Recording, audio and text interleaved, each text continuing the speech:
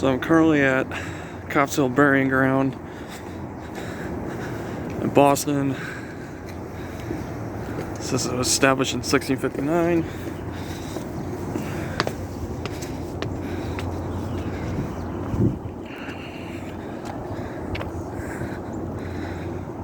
So the cemetery is predominantly slate headstones, a little bit of marble. Buried within a cemetery are people that were involved with the Boston Tea Party, Revolutionary War veterans, etc.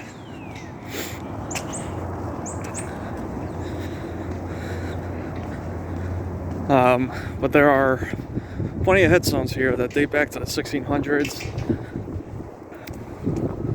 Slate has the ability to hold up pretty well.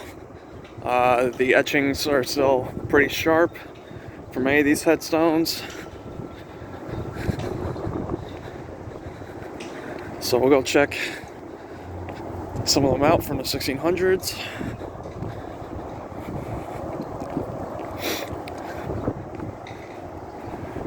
There are some along this aisle that date back to then. Such as one right here.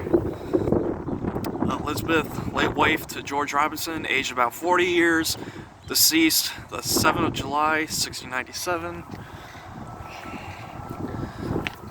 This one dates back to 1687, 1688, so this is double dated. Because back then they were going by the, I believe it was a Julian calendar, before he switched to a Gregorian calendar. Now that was happening in England, but not here until 1752. But they did acknowledge the double dates at the time. 1675, 1686. But it's a pretty large cemetery. The condition of the stones, many of them are in pretty good condition, but then you got some, such as this, have a lot of lichen on them. Looks like it says 1694 right there. The artwork, a lot more grim back then in terms of imagery.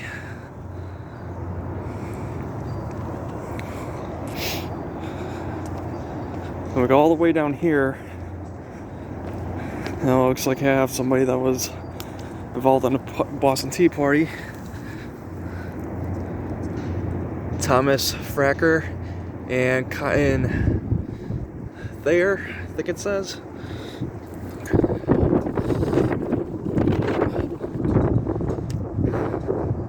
Now there's one headstone we'll go check out real quick.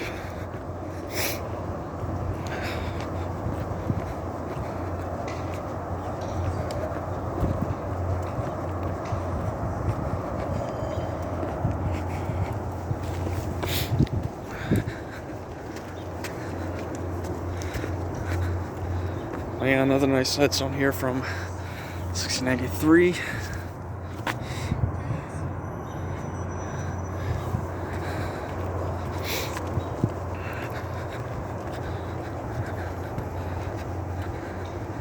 And as you can see, because of the hill, many stones are leaning at this point.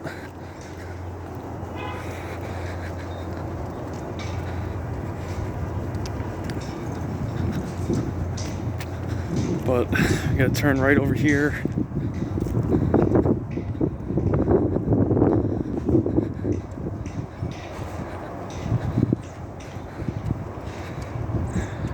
Right here is Prince Hall, who was a black soldier. Served in the Revolutionary War. So he's got a nice headstone right there. So it's a very nice cemetery. There's this one, and then there's King's Chapel Burying Ground here in Boston. Two very old cemeteries. Definitely check them out if you can. But so again, this is Copp Burying Ground.